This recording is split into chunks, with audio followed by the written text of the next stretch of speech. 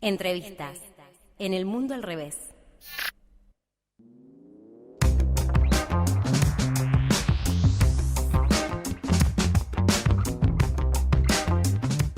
Ha llegado el momento de la entrevista en el mundo al revés, aquí en el aire libre, la 91.3. En esta ocasión estamos en contacto con Nicolás Maggi. Él es periodista en varios medios como La Capital, Radio UNR y El Destape. Y lo convocamos en esta ocasión por el podcast del cual él es creador. El podcast se llama La Segunda Muerte del Dios Punk. ¿Cómo estás, Nicolás? Diana Maraciolo te saluda. Hola, ¿cómo te va? Buenas tardes y un saludo a toda la audiencia de Aire Libre. Muy bien, ahora que estamos en comunicación con vos, aprovecho para agradecerte e ir de lleno ya a esta temática cuanto menos interesante que elegiste para la creación de este podcast, así que introducinos un poco en el tema. Bueno, antes que nada yo voy a hacer algo que odio acá en los entrevistados, que es pedir que me suene un poquito el retorno, si es posible. Bueno, ahí estamos subiendo mejor. Un poquito, ¿ahí escuchas mejor? Ahí escucho mucho mejor, sí, perfecto. Joya, entonces... Lo lamento sí. que lo tenía que hacer, si no escuchaba bien lo que me decía. Está bien. Me pediste una introducción, por lo que entendí, ¿no? Sí, una introducción de bueno, ¿por qué el Dios Punk para este podcast? Bueno, le cuento a la audiencia, por los que no sepan, el Dios Punk era un artista, por momentos callejero, por momentos tocaba en los escenarios de la ciudad de Rosario. Se hizo conocido hace alrededor de 14, 15 años por tocar en la peatonal, que los comerciantes no les gustaba, decían que cantaba mal, y lo quisieron echar. En ese momento él llega a la televisión, lo hace nota en varios medios, y luego hace una carrera bastante under, hasta que en el 2018 se hace conocido tras la viralización de un audio de una chica que lo acusaba de haberla querido drogar con burundanga en un colectivo.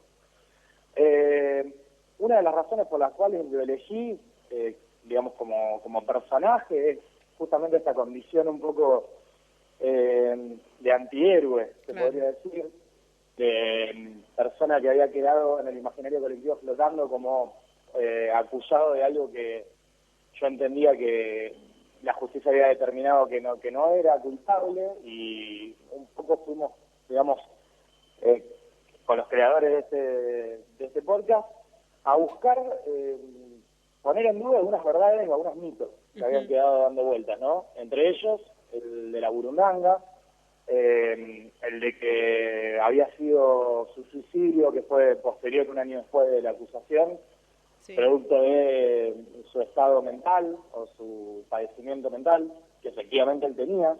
Él corregime si me equivoco, Nicolás, era una persona con paranoia, ¿verdad?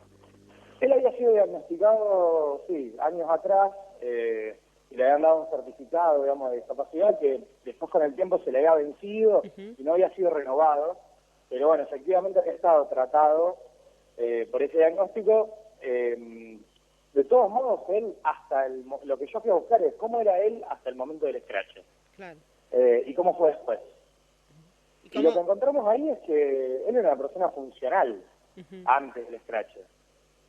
Digamos, no era una persona que representara peligro ni para terceros, ni para sí mismo. Estaba permanentemente en la calle, se dedicaba a tocar a la gorra, a vender fanzines.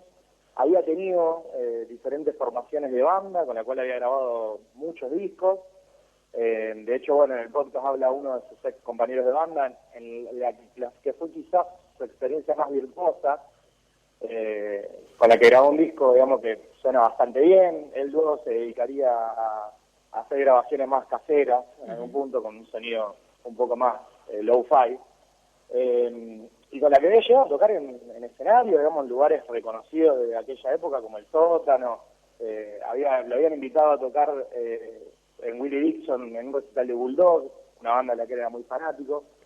Digamos, había sido una persona que se había podido manejar muy bien siempre a la calle hasta que pasó este hecho arriba de un colectivo. ¿Y cómo, o sea, vos que laburaste mucho, que venís laburando con esto, que te llevó a un proceso de investigación bastante arduo, esto que vos contás, ¿cómo notás que fue ese cambio? Porque vos mencionabas que él era un músico callejero, ¿y cómo fue ese cambio de no ser tan excluido, si se quiere, al ser músico callejero, al sufrir este scratch, digamos? Sí, digamos, uno, por lo menos revisando la historia de él y hablando con sus familiares cercanos, lo que entiende es que había un circuito de vida que estaba ligado a esa permanencia en la calle, a socializar. Javier era un chico sin ninguna vergüenza, básicamente. Se podía disfrazar para tocar en la peatonal, se acercaba a hablar casi con cualquier persona que cruzaba por la calle, una persona muy desinhibida, pero también al mismo tiempo una persona muy sensible a las reacciones de los demás. De hecho, este episodio que él tuvo con los comerciantes en la peatonal lo había dejado un poco afectado. Él dio algunas entrevistas que están en el archivo del podcast y se lo notaba, digamos, como que le molestaba o le dolería, digamos, que pensaran mal de él, que dijeran que cantaba mal. Y otros compañeros lo que cuentan es que él, incluso cuando estaba en los recitales, algunas veces, digamos, el punk es un movimiento bastante ateo. Entonces esto, el dios punk, era para algunos una especie de oximorón. Y algunas veces se lo decían, el punk no tiene dios, ¿quién sos vos que te declarás el dios punk? Y lo que contaban era que, bueno, él a veces se la pasaba un par de fines de semana sin ir a recitales, justamente porque se había sensibilizado ante, digamos, alguna crítica. Claro. Entonces lo que se construye ahí es el marco de una persona sensible, un poco hasta aniñada, diría, cuyo circuito de vida estaba ligado a la calle. Cuando él sufre ese escrache, lo que nosotros fuimos a reconstruir es cómo fue su vida luego de ese escrache, porque lo que pudimos comprobar, lamentablemente, es que no se detuvieron las agresiones callejeras. No se cortó con las situaciones de violencia, amenazas, de golpes, y él entonces, sumado a que tenía un diagnóstico, digamos, anterior, esto le fue llevando cada vez más a un encierro, a sentirse perseguido en todos lados, ¿no? Y con elementos de realidad, porque la verdad que su propio padre cuenta que él estaba una vez con Javier en la calle y se acercó gente a querer agredirlo. Claro, tremendo. Nicolás, está conmigo también mi compañero Lautaro Ceballos, que te quiere consultar también. Dale. ¿Qué tal, Nicolás? ¿Cómo estás? Sí, te quería preguntar por el nombre puntual del podcast que elegiste, La Segunda Muerte de Dios Punk. ¿Por qué esa segunda muerte? Mirá, yo, es una licencia poética que me tomé, digamos. Me da la sensación de que hay dos explicaciones, digamos, pero las dos van en el mismo sentido. Yo entiendo que la primera muerte fue la que transmitimos los medios en directo. Fue el día que los medios pusimos su cara, sin difuminar, cuando se lo estaban llevando preso. Ese día empezó toda esta seguilla de agresiones y de estigmatización que desde luego nunca se detendría, sin importar lo que después salió, inclusive en los medios, con mucha menos repercusión, porque salió mucho más chico, que fue, bueno, la toxicología había dado negativo de la denunciante que lo acusaba de haberla drogado. Entonces, otra gente también con la que estuve charlando hace poco, que esto realmente fue impresionante, pero la repercusión que está teniendo el podcast hizo que mucha gente que lo conoció se me acerque a contarme anécdotas, o me contacte por redes, digamos, para contarme cosas que vivió con él, y una persona me dijo hace muy poco que lo encontró por la calle Javier meses antes de que él tomara la dramática decisión de suicidarse, y lo que vio fue que no era más ese pibe desinhibido y al que le gustaba disfrazarse y un poco hacer el payaso en la calle. Por lo cual, él lo que veía era que habían matado al dios punk, básicamente. Y ya solo quedaba Javier despojado de todo ese personaje. Por eso un poco también me parece que son las dos muertes del dios punk. Y ahora, Nicolás, vos en el podcast, y también lo venís diciendo acá en la entrevista, hablas de la responsabilidad de los medios, también la responsabilidad de una sociedad que actúa de determinada manera. ¿Crees que se han generado después de este hecho algunos anticuerpos para que no vuelva a suceder, o que todavía hay algo ahí que no saldamos?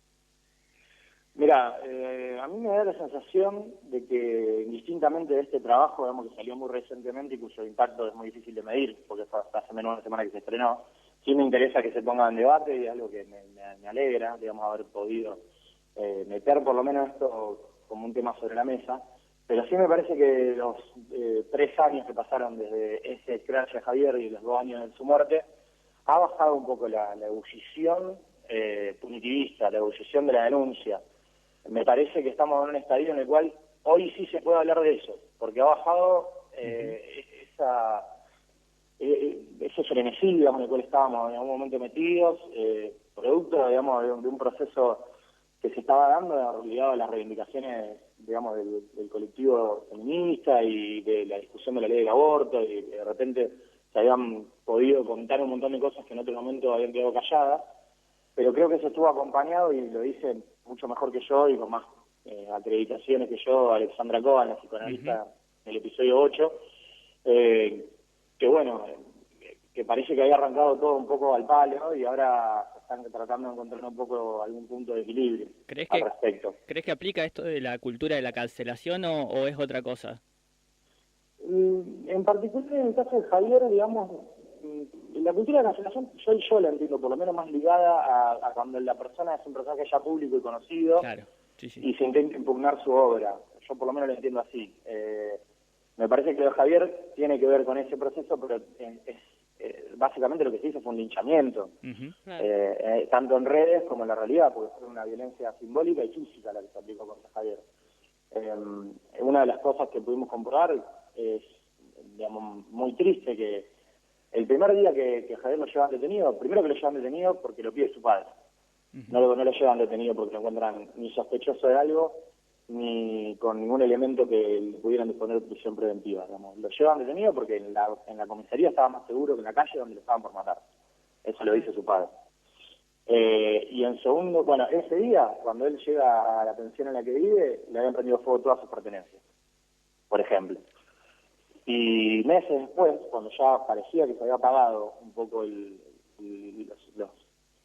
los síntomas, las rémoras que ya del escrache, él se ha ido a vivir a Barrio Belgrano, un centro cultural, como para hacer un poco de perfil bajo, digamos, salir del centro donde estaba más expuesto, y ahí una persona, una chica lo reconoció y lo hizo echar, amenazó con prender fuego el centro cultural. Entonces, digamos, creo que hay otra cosa que sucedió ahí con Javier, que tiene más que ver con el hecho de que él era una persona muy vulnerable a cualquier posibilidad de ser el chivo expiatorio de cualquier cosa.